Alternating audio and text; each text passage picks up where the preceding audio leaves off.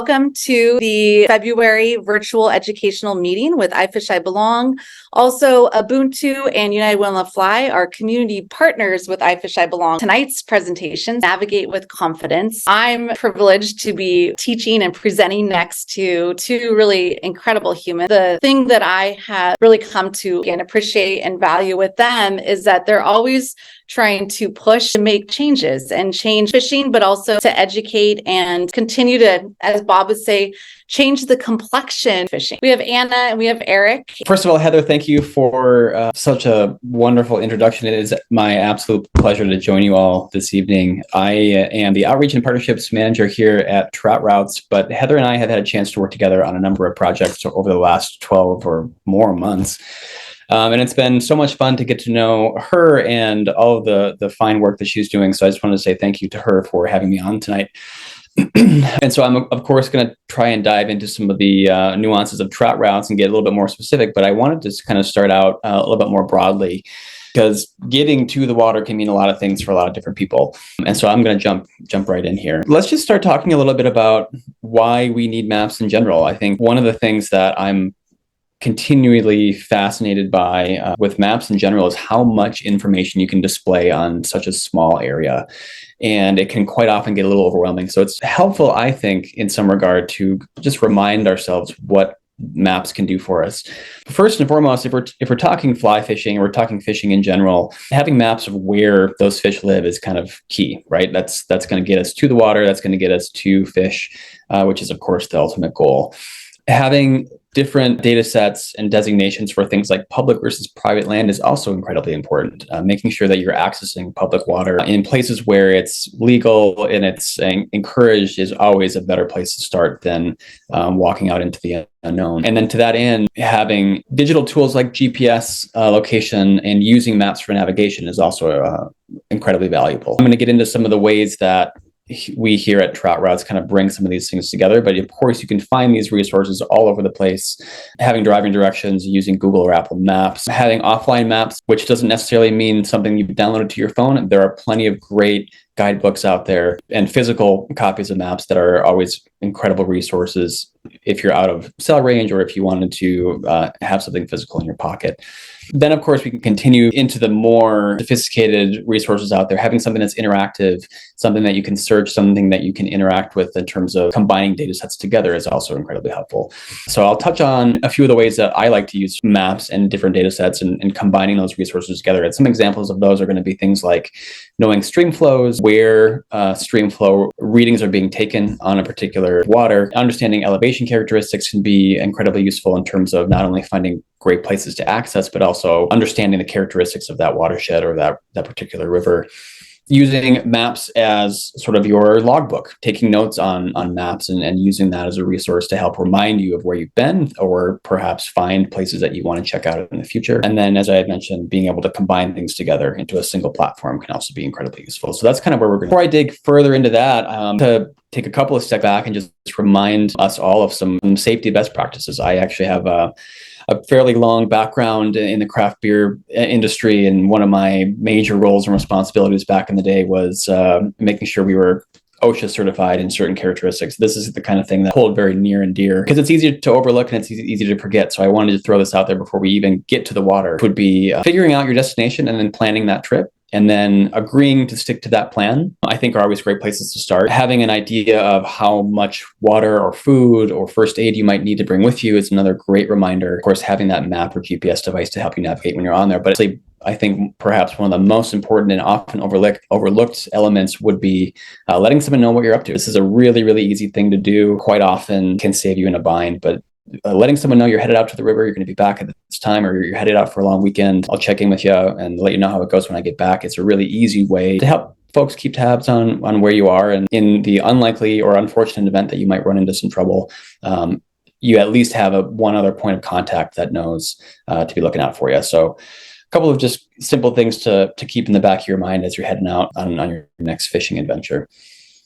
Before I dig too far into what we do at Trout Routes with our data and our information, I just wanted to throw some notes out about publicly available resources. It's easy, I think, to kind of get all the way into the weeds in really specific detail about some of the stuff that we do. But There is a ton of information out there. And I wanted to start out by pointing you all towards some of the resources that I've used in the past, and we'll kind of go from there. Just about every state has a wealth of government resources available, and often that's found in DNR websites, under parks and wildlife websites. One of the easiest ways to find those resources is just a simple Google search. Type in the name of the state that you want to fish, type in a species, or perhaps just I want to trout fish in Minnesota, which is where I'm at this evening. Usually those resources will pop up near the top, and they can be really, really great wealths of knowledge that are absolutely worth considering.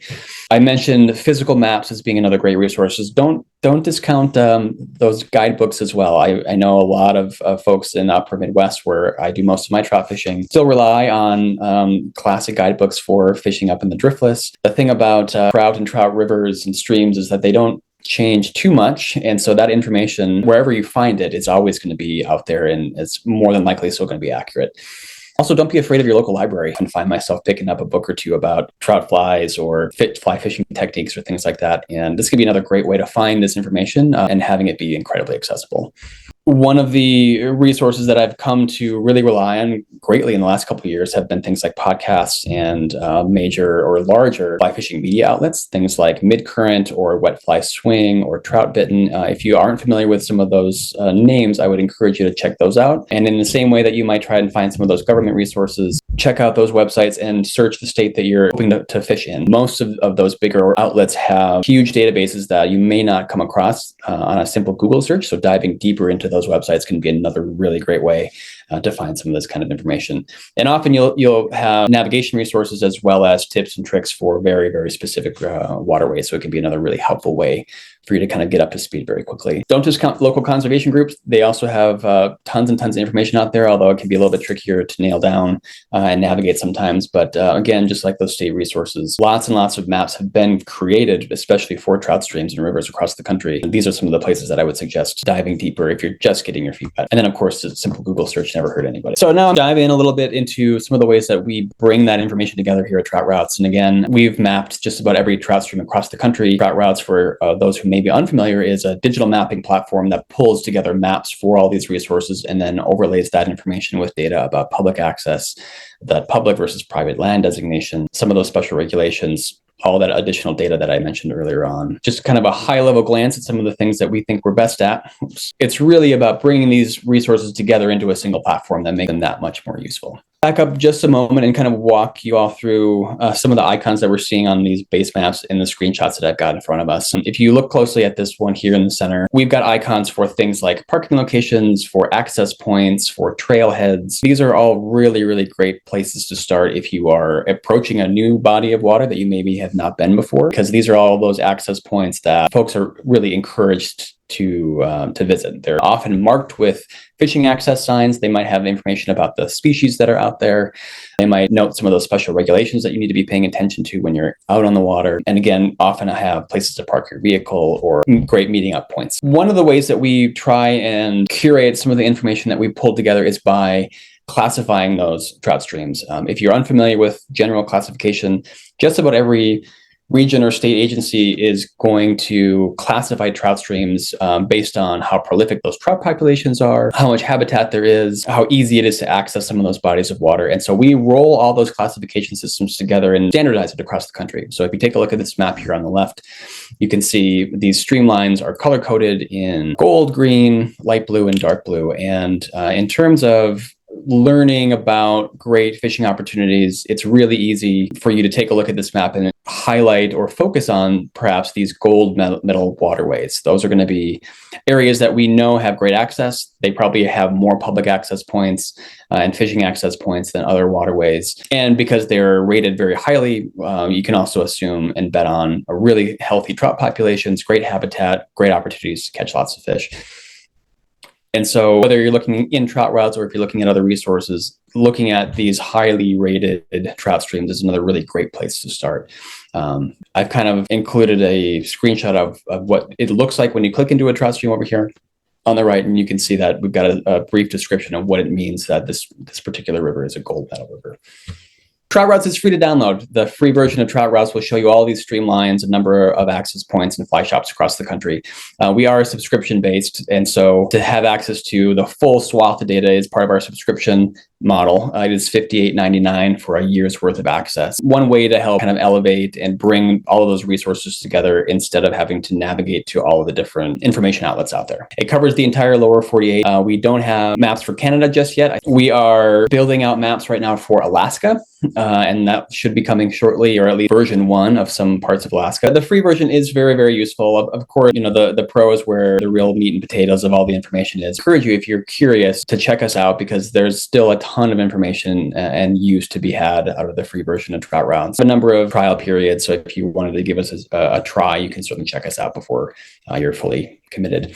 I'm going to jump to stream flows here as the next very useful bit of data. I'm sure most of you, or several of you, have checked stream gauges before. Measuring devices that are on the water that'll show you the height and how much flow is happening with that water. And the USGS runs a number of these gauges across the country, pulled them into Trout Routes and plugged them in as icons on the streamlines themselves. But these can also be really helpful for getting an understanding of what that water is doing. So if you're looking at the USGS website over here on the right, this is what those charts look like. And the reason that I bring this up is because while these are not necessarily access points, these are really helpful in understanding the characteristics of the water flow before you even get out there.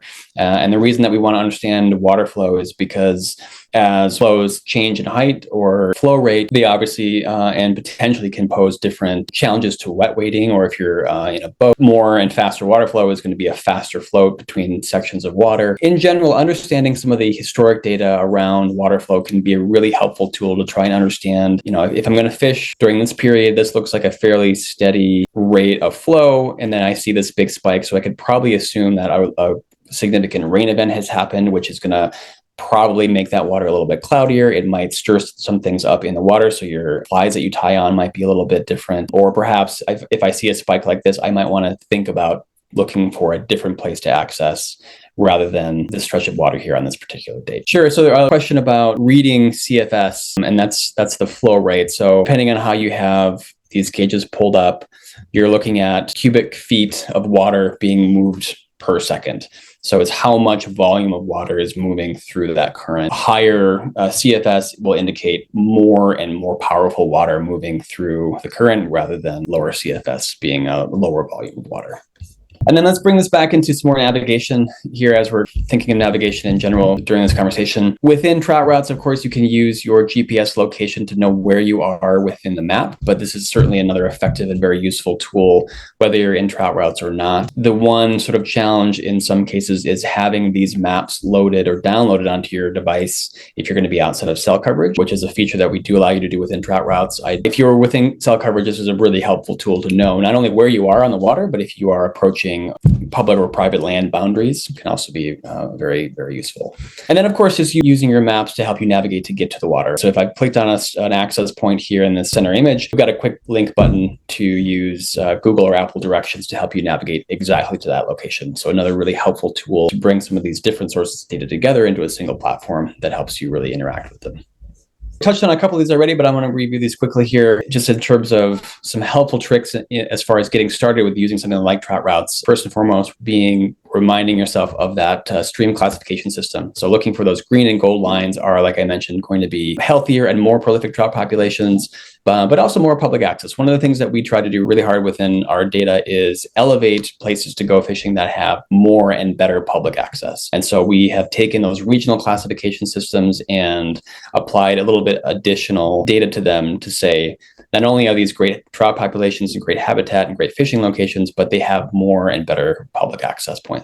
Looking at those public versus private data layers is also really critical. Making sure that you're on public land is always key. Of course, depending on where you are in the country, that could be more important than others. Looking for those fishing access points, that fish icon, are going to be, like I mentioned, those dedicated fishing access locations. And then knowing if you're going to be outside of coverage ahead of time. And so whether that means you download a part of the map to your Trout Routes account, or if that means that you have the guidebook with you in the car, or if you've printed out a PDF to have with you when you're on the water, so that you have some additional tools to help you navigate when you're out there in the wild, it's also incredibly important. One of those points, very similar to letting a friend know that you're going to be out in the water. That I think that this is something that I certainly overlook occasionally, where I think I'm going to be in coverage and I assume I will be, and I get out there and it turns out I forgot to check the topography, and there's a huge limestone cliff on one side of the river, and that means I don't have any cell. Being more cautious can often be helpful here.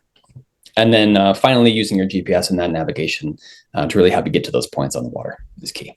One question I saw, Kate, and this is a great question, is how do you know ahead of time if there's going to be cell coverage? I would say hopefully there's not cell coverage because we're going out to the river to decompress. But I always count on there not being cell phone coverage based on AT&T, Sprint, well, whoever you have. Different areas obviously have better coverage than others. You probably could do a quick Google search, honestly, or a quick internet search of, will there be service in a specific area? I always recommend specifically for trout routes and or for like Google Maps or anything is to get your directions ahead of time while you actually have service. Having some sort of additional tool with you, whether that be the downloaded map or a paper copy or something like that to have just in case, is always what I would suggest.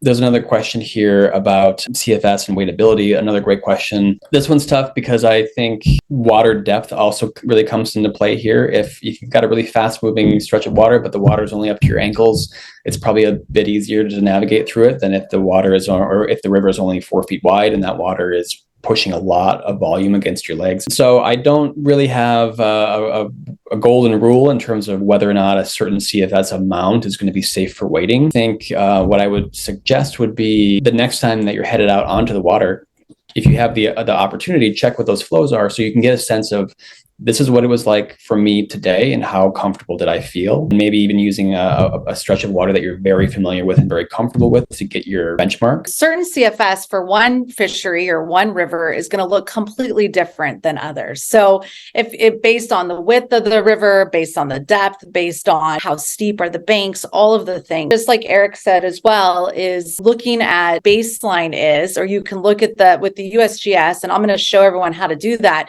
You can find what the 365-day history has been. The one thing I would say, though, is utilizing an internet search. So just like, what is the optimal CFS for this specific fishery? You'll be amazed at what you'll find. But also don't be afraid to call a fly shop, right? And say, hey, I see that the CFS here is 100. Is that a safe or a wadeable level for me? And for like Spokane River right now, we're at 4,000, but here come runoff, we're going to be at 30,000. Definitely can be very dramatic. So call the fly shop. Don't be afraid to put a long sentence into an internet search, like literally, what is the optimal CFS for fishing the Spokane River, and hit enter and look it up, because you'll be amazed at what you find. And every single river is going to be different. It's good to see everyone. Eric, thank you for that amazing presentation. I'm really looking forward to exploring more of trout routes. For those of you who don't know, my name is Anna Lay. I am the founder of Grayling Education. My background is also a fisheries biologist, environmental educator, and a wilderness first responder. Most of my seasonal positions as a fish and wildlife biologist, I actually got to work all over the West, primarily taking people out to some of these more remote and rural places to learn about wildlife. And with that comes with animal safety, especially when you are in an area where it is wilderness, where people are still, prevalent, but we want to take into accountability that there are going to be wildlife around, and especially when we are navigating a stream system and what that can look like. And especially, I really appreciate Heather acknowledging the safety component, because I think winter is just an amazing time to really get prepared with your gear and just become more knowledgeable before spring and summer days. Today, with what you know about animal safety, you can probably inspired and motivated to go pick up a can of bear spray or just other tools for the long days coming ahead. One of the few animals that you would most probably encounter when you're out fishing would probably be bears. So in this instance, we do have two different species of bears in North America. So the first one is the grizzly bear. This bear can get up to 700 to 800 pounds. The claws are really massive, but it's really not that easy to identify them. And especially when you are out fishing and you're probably going to hopefully not encounter a predator, but it's never sorry to be safe about things. So I'm going to go through a lot of like animal identifications and characteristics so you have a better understanding of what to look out for. And of course, depending on where you're at in North America, so like if Eric's in the Twin Cities, he might or might not ever encounter a grizzly bear depending on where you're fishing. So we're going to talk about habitat and also just general region as well. We're talking about bears today because I think these are one of the few predators that you can actually interact with when you're out fishing next to a lake or a river, and especially if you're going to be smelling like fish by the end of the day. Hopefully you can put these practice into other wildlife encounters as well. With grizzly bears, they actually have these really adorable rounded ears to them, kind of looking like a little teddy bear. One of the main identification characteristics that you can actually use to identify a grizzly bear is actually this hump. Looking over at the right-hand photo, this massive hump is really telltale sign that this is a grizzly bear. And it is obvious when you do see one in real life. I try to choose photos that, are more obvious than others. And then also their facial features will actually have a rounded face as well. So if you're ever out there and you see a bear probably maybe 100 yards away or a lot farther, you're kind of thinking to yourself like, wow, that's a really adorable and cute bear. Grizzly bear, I kind of like to think of them as more of your teddy bear looking bears. One of my favorite ways to remember how to interact when a grizzly bear or if a grizzly bear approaches you is kind of this phrasing, if it's brown, lay down. One of the worst things you can do is run away. So you can kind of think of bears as larger meat-eating dogs, where if you are going to run away from a bear, that is going to kind of automatically have that instinctual predatory response where they are going to chase you. Just like FYI, they are going to be much faster than you are ever going to be. So you cannot outrun a bear. So yeah, if it's brown, lay down for a grizzly bear. And then the next one would be a black bear. So these are more prevalent throughout North America. Despite on where you're at, black bears are going to be a lot more out there and larger in numbers and populations than the grizzly bears are. So in comparison, the black bears just do not have a hump, even though in this photo on the right-hand side, it looks like it might have a hump. You can compare it to this other photo where the hump is just a lot more obvious. The hackles are raised. And then this black bear just looks like a shoulder part. I think of the black bear as their derpy cousins, where they have elongated ears and elongated face. And then when you're actually seeing them walking in real life, they're kind of slumped down, flopping around and slouching a little bit. So they aren't going to be as cute or rounded as a grizzly bear. And so the phrasing for this one is, if it's black, fight back. Case, I do want to acknowledge that it's a black bear. So if it's a black bear, fight back. If you do encounter one and they do approach you, the best thing you can do is start being tall, being big, shouting at it, throwing rocks at it, and then also walking backwards and towards safety as well, and not turning your back towards them. Again, this also applies to the grizzly bear, where the worst thing you can do is actually run. And the long-going joke is like, you just have to be faster than the slowest person in the group. But just as a safety precaution, please don't run when you're encountering a bear. And even though your adrenaline is kicking in and your fight and fight survival skills are kicking in, the best thing you can do is remember not to run and just to fight this bear back. One of the common knowledge that a lot of people don't really know is that black bears can actually climb trees.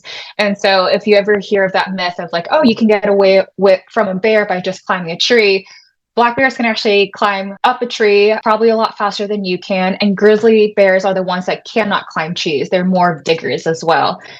And so with that, I do want to highlight that color is not a good indication when it comes to identifying species, even though the phrasing is, if it's brown, lay down, if it's black, fight back. These photos are really good examples of what's known as a cinnamon black bear. So although they are still a species of black bear, there's no difference between a black bear and a cinnamon black bear. The only difference is colors within their fur. They have black hair, Eric has brown hair, and Heather has blonde hair. So it's going to be the exact same for these cinnamon black bears. What to look out for instead is some of those identification features that I highlighted, would just be the hump in the back, the elongated ears, the snouts. Also learn about their behavior. So again, going back to the Google research or even ChatGPT before you even go out, of saying like, how does a black bear and a grizzly bear react? Right? Where how do they walk? Some of those features where the bear is slouching a little bit more, whereas the grizzly bear would kind of hold themselves a lot higher. Some of the characteristics as well, and then seasonality. So Heather opened up the conversation of like who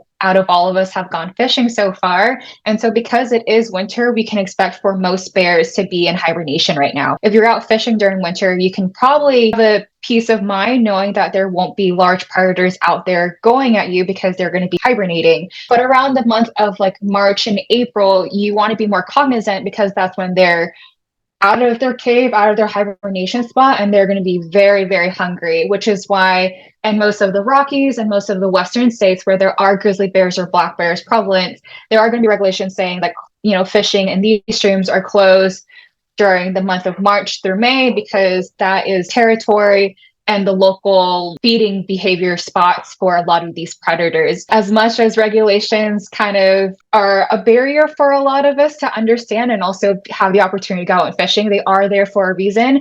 And it is to keep them safe and is to keep the bear safe as well. So interacting with us, and we are not surprising them by being out on the river when they least suspect us, because that's just a really easy meal for them at that instance. Almost every single year, if you wait until March or April, there is an unfortunate story that comes out from Yellowstone National Park of either an angler or any wildlife photographers going out there and having a mishap and accident with a bear. It happens almost every single year, which is pretty unfortunate, but hopefully, people kick in their common sense a little bit more and just be a little bit more respectful when it comes to these large predators as well. And then habitat. So there's this really good photo on the upper right-hand corner with the cinnamon black bear, and there are trees in the back. So with that, black bears would tend to be more in forested and woodsy area, meaning that if it's a dense vegetation forested area and that's where you're fishing, you can probably expect that to be really good black bear habitat. Whereas the grizzly bear, they prefer more open areas. So prairies, anything that represents like Wyoming or Montana, where they can actually see you before you see them, is a really good grizzly bear territory. And because you're in a very open area and you're like, oh, I can just see for miles, therefore I can see a bear approaching me, you just never know with tall grasses and even with rolling hills. And so just being mindful of when you're out there, trout fishing in these open places, just being aware of kind of the predators that you may or may not come into interaction with would be really helpful as well. Animal safety, some of the things I like to keep in mind when going out with people or just by myself as well, which I tend to not do as often. So going back to what Eric had mentioned multiple times, is just like checking in with your loved ones, right? Like before you even head onto the water, just send them your GPS location, where you're going to be, and then also a general check-in time on when to expect for yourself to be back. But then otherwise, for animal safety, not only with bears, there could be cougars and mountain lions, depending on where you're hiking as well. One of the biggest thing I really like to advocate for is avoid hiking at dusk, dawn, or even nighttime. Even though you're probably thinking that is the best time to go fishing because of, insect hatches or the fish are feeding or, the water is a lot quieter. But I always like to advocate it's just better safe than sorry, especially in really dangerous bear country. And dawn and dusk are probably the time where predators are the most active and wildlife are the most active. And that can also mean beavers are out and more birds and waterfowl. And then also predators as well. So just being more mindful of if you do go out, go with a larger group of people and don't go by yourself. I know because fishing is probably like everyone's go-to like meditation and meditative moment where you like to be on the water and have a moment to yourself. Don't be shy to invite like 2 or 3 other people with you and probably space out rather than just being on the water by yourself. The third point, never surprise a bear. There's nothing worse than just surprising a large 800 bear that's trying to go about their day and then you're just there. That is just a reaction for them to kind of bluff charge you, meaning that they are hopefully charging at you, but they don't go any further. It's just kind of like a scare tactic. And it's also to elicit a flight and fight from you. So in that instance, hopefully your adrenaline kicks in and you kind of stand your ground rather than run, because that's what they want you to do, is to run. And just to have it in your head, like Anna tells me not to run, so don't run. And then the fourth one is make noise while hiking. So it's just like, clapping and just going, hey bear. I kind of like to just make a joke out of it where you're talking to the bear or even just singing a song. I know that kind of ruins the ambiance of being on a quiet river or a quiet stream. But, if you're thinking about it, when you and your friend are on a stream together and you're fishing and you're trying to shout at them about, what fly you're using or that you need help netting a fish, right? It's really, really hard to hear one another over trickling of the water. So you can imagine how hard it may be for a bear to even hear you if you're just standing there and you're just quiet. And that can also just like surprise a bear as well. So just making noise every now and then, just going, hey bear, while you're hiking into a woodsy area or into a backcountry or even on a hike and then you're turning a corner, just like every now and then clapping or just yelling, hey bear, can really help you avoid having a surprise encounter with any of these animals. And then understand bear country also goes for any other predators that you may be encountering, such as like the mountain lion is another one, or bobcat. So research the habitat and be observant. Maybe the grizzly bear is not going to be applicable to you, but if you are in your home state, whether it's over on the East Coast or in the Midwest, looking up, the population numbers of the predators that may be in your area, what their habitat looks like, and then being on the lookout for what their tracks can be, right? And then also understanding characteristics. Going out, and there are a higher number of mountain lions here in the Columbia Gorge in Portland, Oregon. I'm going to be mindful of what their track looks like, any recent sightings that may be reported through Fish and Wildlife Department. Also looking at signs, see if there are any regulations up as well to see if I should be cognizant, if I go any further, or just like go down another trail. Just being really mindful of the habitat that you're approaching too, because I think knowledge does really empower a person. And so to be able to understand a little bit more about the wildlife shows not only respect, but also brings back to being mindful of the home that you're approaching. And then mutual respect. One of the biggest things for any animal is just to avoid any babies, cubs of mountain lions or bears, even though they're cute and they're approaching you.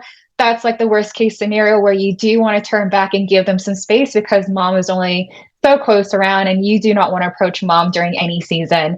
And this photo on the right hand side is when I got to see grizzly bear 399 in Grand Tetons. And at that point, mom 399 is on the right hand side, and those are 4 adult cubs. And so imagine running into her when you are fishing. Even though I set out to go see her and this was like on the roadside, I would absolutely hate to run into her during this where there are just 5 adult grizzly bears walking together and hanging out. And so some tools that you can probably pick up during the winter season to best prepare you for this upcoming fishing season would be a bear can or a bear spray. So they run about $40 to $60 and expires within 3 to 5 years. And although, it is a really expensive can to be carrying around with you, these items are just probably be inaccessible for a lot of people or could run at a costlier rate than I would like to advocate for. But, all these tools are pretty much like it's better to have and hope to never use than to never have when you need it. So it goes back to the GPS system as well, where this GPS system, if there is an emergency, there's a one push button of an SOS where they can send search and rescue out to you if there was an emergency accident that did occur, right? If an animal attack did occur or you had fallen or you broken a bone, search and rescue would come out to get you, and you just hope you never have to use it. It's just one of those things where it gives you a peace of mind knowing that you have it and having it there with you as well. And then going back to like bears, so canisters to keep smelly items away. Really goes back to if you are hopefully feeding yourselves when you're out in the rivers. I know anglers hate eating when they're on the water, but hopefully if you do bring food with you and you are in bear country, having bear canisters or even bear bags with you and keeping it at a safer distance than carrying it with you on person can really alleviate any of these encounters with wildlife. And so again, bear canisters can run up to like $50 to $70, and then also a GPS system with an SOS system can run about $300 to $500 plus a monthly subscription that you can pause. And so, yes, I know all of these items are really expensive, but it's just one of those things that it's worth an investment so you have a peace of mind while you're on the water and with people as well. And going back to the bear spray, if you are in a group of people and you do choose to spread out over a stream, having more than one can would be preferable just because it doesn't make sense if I'm going out with Heather and Angelica and other people and then we're all 100 feet apart from each other and we can still see each other. But if a bear is approaching, let's say like Angelica, right? And I'm the only one that has the bear can spray, it's going to be a little too late for me to run up to Angelica to kind of save her from the bear. So, you know, having 2 to 3 can per group or even 1 on each person is preferable, just so everyone has that safety aspect. The thing about the bear spray, unfortunately, we won't be able to do a demonstration today, hopefully another time, but also understanding how to use the bear spray. When I was working in Yellowstone, the number one question I got about bear spray in particular was like, how much do I spray on myself? And so that is a ridiculous question. But, you know, I think it's just all semantics, right? Where people are thinking like, oh, mosquito spray, I should spray bug repellent on myself. Therefore, I should spray bear repellent on myself. But no, bear repellent is to repel the bear. And it's made of capsicum, which is a really, really powerful pepper spray. And it can blind you and also total your car if you do leave in your car. Hopefully you don't. But actually understanding how to use a bear spray and also understanding how to release the safety tab will go really far. So hopefully that's like a thing that you can put on your list for this winter of just learning how to use it and purchasing one as well. The reason why I didn't include firearms into one of the things that you should invest in, just because that's a lot of debate that's been going on in the wildlife community of, oh, firearms a lot more like effective than using bear spray. But I actually put this research on that says the efficacy of bear deterrent spray in Alaska, which has the most bears. And then here are some highlights that shows you the efficacy of bear spray in itself. And if you have to think about some of the variables that come into play, such as adrenaline, time, and also like access to resources, it's going to take you much longer to pull out a firearm, have it loaded, and being set to aim towards a charging bear and shoot it accurately without the adrenaline pushing the bear forward to you. Whereas the bear spray, it's an almost immediate deterrent and highly accessible, especially if you know how to use it. And so I do want to put this out there that yes, you should, you know, continue doing further research. And there is a whole peer review journal out there, just so if people are still debating this, is that bear spray is a lot more effective than having firearm. But it also depends on where you're at, right? So I know people in Alaska do carry firearm and bear spray with them, but for bear spray, it's going to be a lot faster and also more efficient. And then maybe the firearm would help with just like deterring the bear at like a half mile away or something because of the sound.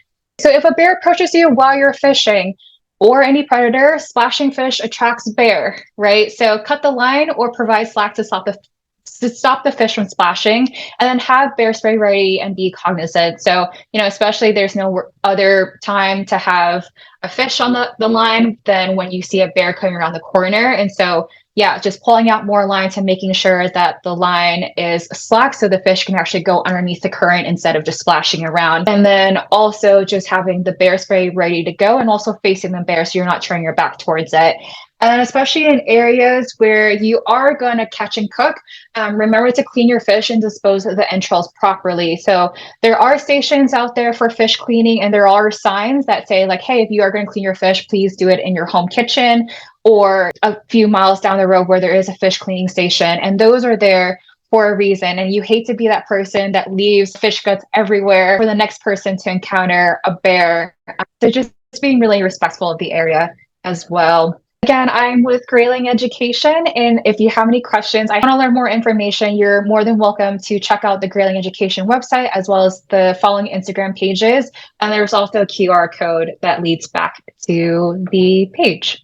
Fishing survival tips. My name is Heather Hodson. I go by the pronouns of she, her, hers. I live in Spokane, Washington, and I am founder of iFishiBelong, founder of United on the Fly, and founder of Fly Fish Instruct. I would say that's this keeps me really busy, and it's definitely a passion project. So all of this, just being able to share information and knowledge with you all, is really what my passion has always been. Survival's pretty close to my heart. I actually got all of my survival training from the Air Force survival school instructors.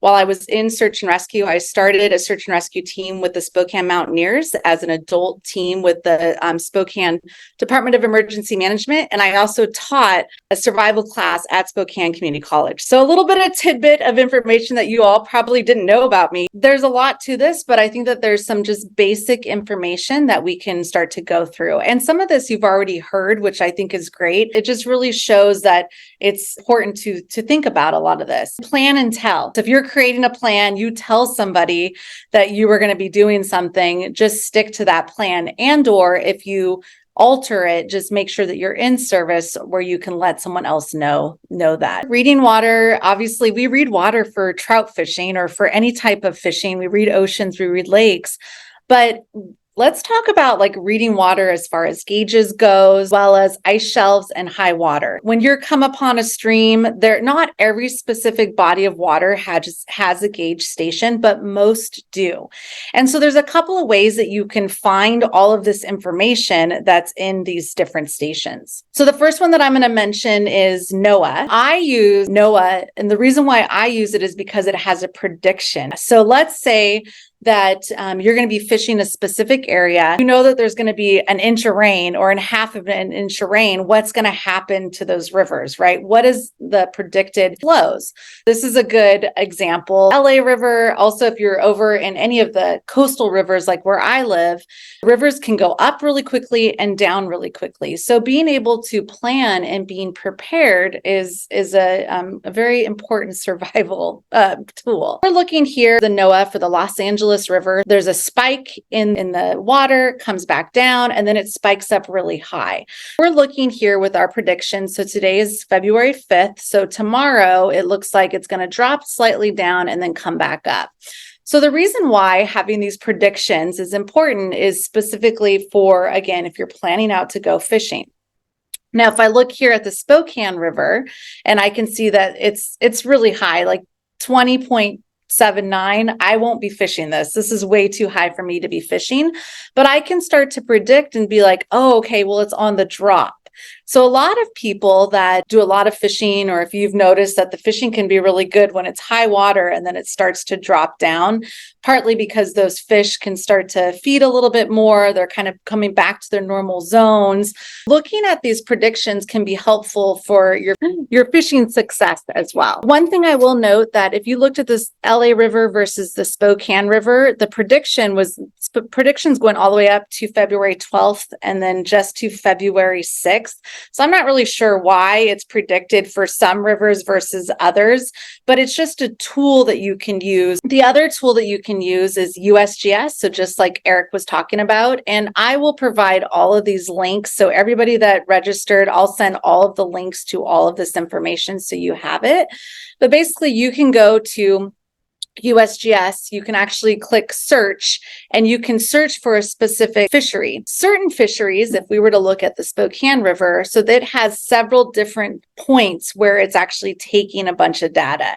I'm going to be looking at the Spokane River in Spokane, Washington versus the Little Spokane in Dartford is way far away from me. So that's not the data that I'm looking for. So I want to be more specific as far as the area that you're looking for.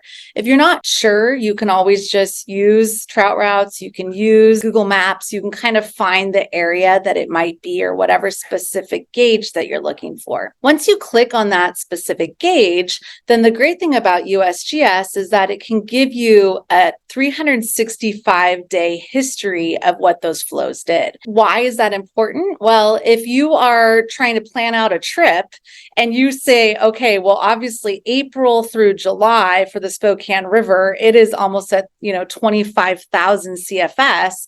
Obviously, that's not a good time to fish. But if I were to look here in July through September, starts to drop down, then that might be a better time to fish, right? So you're, again, looking at the historic data to see when those areas of high or flood levels could be and not wanting to fish those areas. I know a lot of different fisheries in North Idaho, in Eastern Washington. We've actually had some people try to walk and wade in too high a water and got swept downstream. river is different. So making sure that you are looking at that data specific to the area, utilizing your internet searching, as well as calling local fly shops and starting to find out what the optimal CFS is in order to fish those rivers and really what's safe.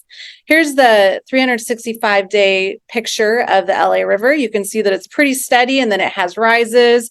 And more than likely, California right now is having their atmospheric rivers. So this is probably has to deal with a lot of that big spikes. So this is a point, if you don't want to be fishing in these areas, it's not safe. Also utilizing trout routes as well. So that information's already right there. Nice that you have everything all in one, but you can access it in other ways also. Being aware of ice shelves. So it is wintertime. It's a pretty mild winter for most of us. I know that there are some states and some countries that have a more significant winter than what we're really having, but being mindful of ice shelves. So when you're coming out, you want to make sure that it's steady. Looking at your ice shelves, looking and making sure that you're wearing a wading belt. So this picture I actually grabbed from Canva and I just put in winter fly fishing and it's some guy without a wading belt. That should not happen.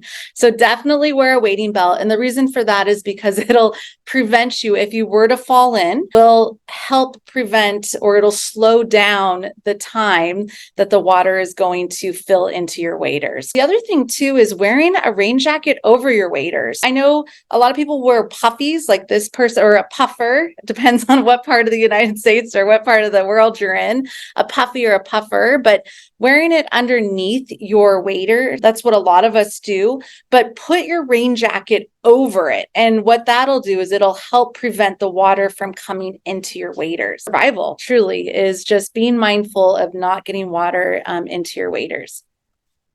Wearing a PFD. This is me in the Spokane River. This picture was taken, I know many of you have already seen it before, but this picture was taken for this purpose, was just for instructional. Nobody was hurt during this. Spokane River, as you saw, based on the 365 history, is it gets really high. And in the wintertime and early spring, I always wear a PFD. Now, this is a big one. This is a large PFD is a personal flotation device, if you're not familiar with what that acronym is. But this is a bigger one. There are fishing ones specific that you can buy that have CO2 cartridges, but just having something that can help save you.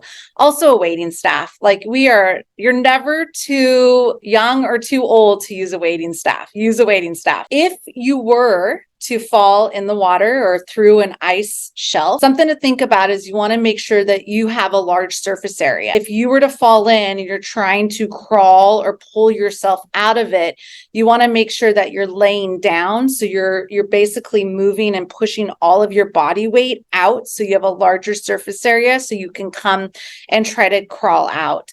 Hopefully you are fishing with somebody who can help. They can use their wading staff and they can grab it or put it to you. You can pull on it and they can help pull you out. Some basic navigation, really easy tips, but really important. I actually just did this hike 2 days ago, and at the trailhead, I took a picture of it. I had service, but I just took a picture of the trailhead map.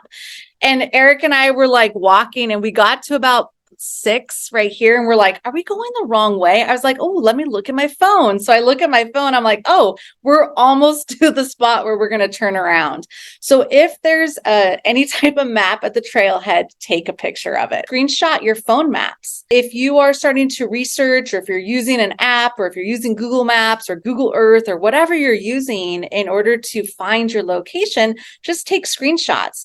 And a good thing to do is just heart it. So if you have a lot of pictures, then you can even move those pictures into a folder, and then a fishing folder or whatever it might be. So those pictures are easy to find. You can grab them when you don't have service. That's the biggest thing. Always count on not having cell coverage. This is a general rule, but sun usually rises in the east and sets in the west. Based on the time of the year, it might be a little offset from the east to the west, but that's a good general rule. So if you're lost, you have to stay overnight, you see the sunrise, you know that that's in the east.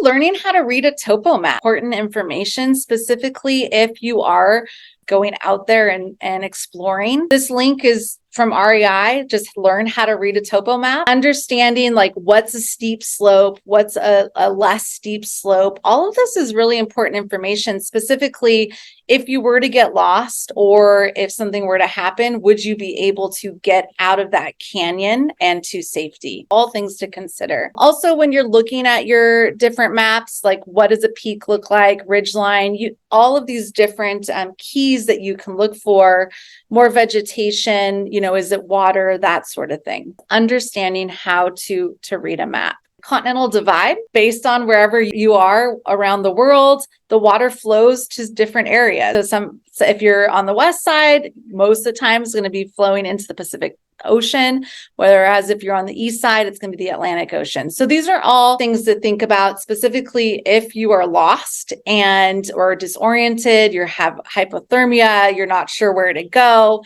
thinking about where does the sun set, where does it rise, and where is your water flowing. That can help you get to a direction to safety. Fire is one of the most important things for you to know how to do. So there's a couple of pretty easy ways for you to build a fire, and I'm going to share some ideas. Cotton balls and Vaseline. Okay, here's Vaseline. A trick is if you go to the baby section, you can get petroleum jelly for like $3 less than it would be in the first aid section. Just a bag of cotton balls. Everyone should do this. Everyone should give these as gifts to your friends. Everyone should have a bag of cotton balls and Vaseline in every fishing pack, everywhere you go, in your car. Turn your bag inside out. Just a plastic bag, Ziploc or something that closes is good. Use an old sandwich bag, recycle your Ziploc. I know we're trying to kick plastic, so just reusing this.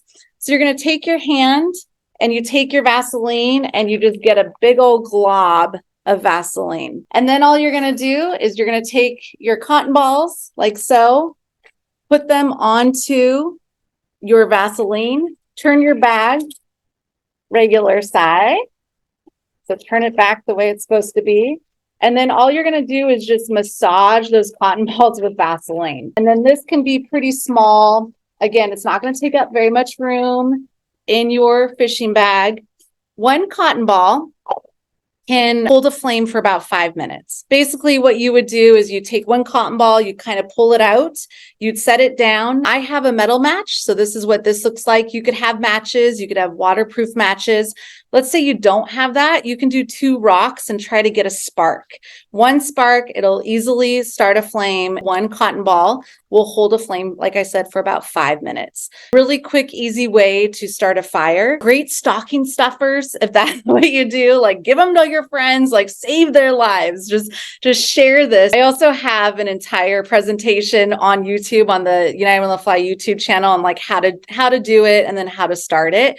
Let's say you do not have. So I was in Alaska. I did not have cotton balls and Vaseline, and I did not have a metal match, but I did have Doritos. Doritos light on fire for about 5 minutes, as well as Fritos and any other type of oily foods. Again, something else to think about when you're building your fire, specifically in, let's say you're in a really wet environment and or the snow. It's really hard to start a fire when it's on snow. Obviously, you probably aren't going to have an axe or, to be able to chop this wood like this. But what you can do is you can take a piece of bark off of a tree and you can put it down on top of the snow, and that's where you would put your cotton ball, and then you slowly start to put your kindling onto it. You can also take a bunch of sticks and just create a base, because if you were to try to start a fire just on top of the snow, it's going to melt and it might go out. As far as water goes, obviously you want to have some fresh, clean water. We need fresh, clean water if for some reason we are lost or something happens to us in the while we're fishing. First thing to think about is don't drink the water with types of animals, buffaloes, cows, or whatever. You're not going to feel well if you do that. So you want to look for like spring-fed, a lot of different fisheries. So you may be fishing some different spring-fed fisheries where the water actually bubbles out of the ground. So you can grab it from there, and or think potable water. Here I'm in Italy and there's water everywhere. So again, just thinking about where you can grab that source. There are a lot of inexpensive tools, like a water bottle that actually filters it out. Just an article that I found that had the best for 2024, the best filtered water bottles. So again, I'll share that with you. I use a SteriPen. I take this everywhere I go. You basically put it in, you turn it for 60 seconds and it'll kill most things. So I keep a SteriPen with me, not necessarily all the time when I'm hiking, but if you had that, boiling your water, so if you could start your fire, is going to help with that as well. And some people use a life straw where you just go right into the water and you're able to suck and filter that water out. We have fire, we have water, we have shelter. You don't need to build this big, ginormous shelter. I mean, because we're not going to have an axe with us to chop down these trees or any of that, right? But there's ways and things that you can look for that will be part of shelter. Different bridges. Bridges are a great place for shelter. This was on the Missouri River and it was sunny. And all of a sudden, 5 minutes later, it's like gale force winds of 70 miles an hour and like pouring down rain. Also look for natural covers as well. This is just underneath like a rock ledge. We're in a boat. We waited the storm out. I was hiking and fishing Rocky Mountain National Park this summer and it was sunny, beautiful. A thunderstorm came in and we ended up just finding a big rock just to wait under and then start to go. But having some sort of shelter that you don't have to have an axe and everything, it's pretty easy to find. Different plants that you can eat. Starting to think about food. You could look at different books, different blogs. There's all kinds of information out there. And what I want to say is don't be Chris from Into the Wild, where this guy, I'm sure many of you have read the book or have seen, he ate poisonous seeds, or that's what they believe eventually caused his death. Ensure that if you are eating any seeds or plants or berries or whatever it might be, that it is edible and not poisonous. Thinking about the different types of food or snacks that you're bringing, thinking about what you're bringing. So a calorie-dense food such as trail mix, a lot of nuts, a lot of chocolate. Basically, as temperatures start to drop, those higher fatty foods, it takes longer to digest. Therefore, it'll keep you warmer. So these are all just things to think about. Fear no fruit. Know that there's a bunch of information out there and a bunch of wives' tales about no bananas on boats, but one banana a day can actually keep the shivers away. So it has a lot of vitamin B, has magnesium. Those are all going to help regulate your body. Fear no fruit and eat some bananas. As far as just basic first aid, lots of stuff out there. You actually carry a first aid kit with you. As a critical care nurse, I don't even carry a Band-Aid with me when I'm fishing. I probably should. I don't. But there are some things that you can start to think about. And number one is don't wear cotton. You probably have heard the term a lot, cotton kills. It's going to stay cold. It can cause hypothermia. Understanding layering basics. And this is imperative. So you can get really expensive gear or you can go to the Army surplus store. You can get wool. You can get other types of materials based on your budget. But again, trying not to have cotton when you're out hiking and understanding those layering basics is life-saving. REI has so many great resources for you to learn about all of this. And hypothermia is real. And hypothermia is not just in the winter. I mean, this is the picture that we think of, right? But hypothermia can also happen in the summer. When you're thinking about hypothermia, making sure that as soon as you start to see those early signs, either yourself or the person that you're fishing with, so shivering, fatigue, if they're starting to act really weird or just kind of slurring their words, they're stumbling around, all of these are different signs, and understanding those signs so then you can start to treat those signs of hypothermia.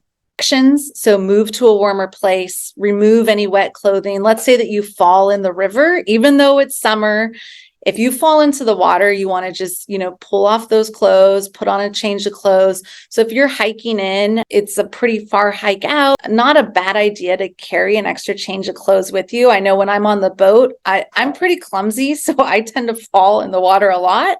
And I always have I didn't always have a change of clothes until my dear friend, Kate Crump, she had a change of clothes for me in Alaska, but she's a lot skinnier than I am. So me trying to pull myself into all of her clothes was an interesting thing in itself. Therefore, now I'm always bringing an extra change of clothes. In insulation, just warming that core first. Warm drinks, soup is great, but no alcohol, because alcohol can actually cause you to get to be colder. Monitoring breathing and just calling for help.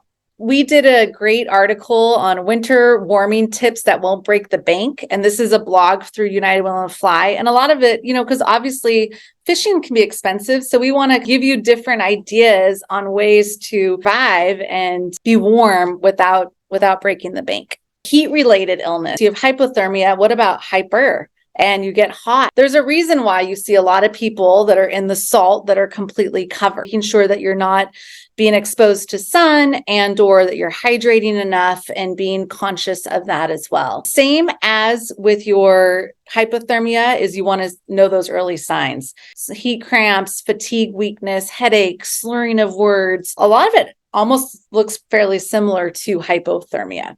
Hydration and try to move to a cooling area. If there is no cooling area, see if you can get ice, and then really trying to focus on the core areas. So putting ice on the neck, under the armpits, in the groin, any cooling, trying to pour water, whatnot, just trying to cool your partner and or yourself down. And stop any rest and avoid strenuous activities. So cool yourself down before you hike yourself out. Wherever you are, bring a rain jacket. Natural splints. So we all don't carry a splint or anything with us. So you can utilize sticks or twigs, or you can utilize what you have outdoors in order to create a splint. I'm sure you've heard some stories, and there was a woman that lives in North Idaho. She fell, broke her ankle, and hiked out 6 miles out of the area with a broken ankle. Being mindful of that and being able to help your person, or if you're by yourself or whatnot, being able to splint it yourself. Now, here's where your waiting staff can come in. Duct tapes. If you put duct tape around your waiting staff, wrap it around so you have your waiting staff with you, that duct tape, then you can take your sticks and you can actually secure your splint onto an extremity. A lot of hikers will also use like a Nalgene bottle and they'll put duct tape, but why not put it on your trekking pole and or your waiting staff? Great way to utilize both. Or if you get a tear in your waders or a tear in your clothes, you can use duct tape. You can use duct tape for a lot of things. Vacation goes, I'm just going to briefly just talk about just a few things. We've already covered some of this. A Garmin InReach, I know Anna talked about this. It's a device that you can purchase. You have a monthly cost where you can turn it on or off based on however long, if you're going to be out in the woods or whatever you're going to be doing. It's about $200 to $400, and the monthly cost is about $10. That's the cheapest, to up to $40 based on what you're looking at. There is an SOS button. The SOS button only works if you have the service turned on, unfortunately. But it is a way that you can communicate. You can also text. So you can be, and I use my phone app, and so I can text. And I usually just text my husband that I'm safe. I'm here at the campground. This is where I am, whatnot. But it's a great tool to use. Okay, on the fly, the first year we had our women's group 10 years ago, we had a woman that was just walking down a general path, tripped on a rock and broke her neck in the middle of nowhere. It took 4 hours for them to life flight her out. And if we would have had the InReach, it would have probably only taken an hour, but she had to lay flat. They had to flag a car down. They had to go up to the ranger station. They had to call via their satellite phone. The chopper had to come, they had to drive down.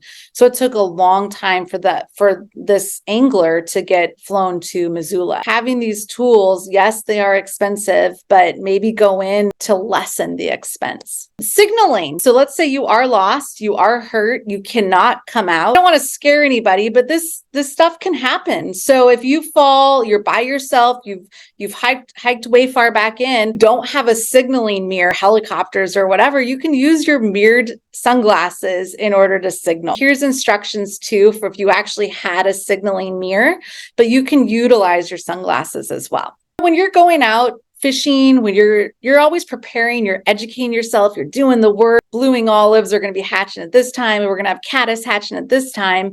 Why not also prepare yourself for something that potentially could go wrong as well? So having that mental preparedness is really important and could save your life in a stressful and or survival situation. The last two slides are great, very inexpensive things to carry in your fishing pack, specifically if you're going to be hiking country and there's potential for situations that could happen.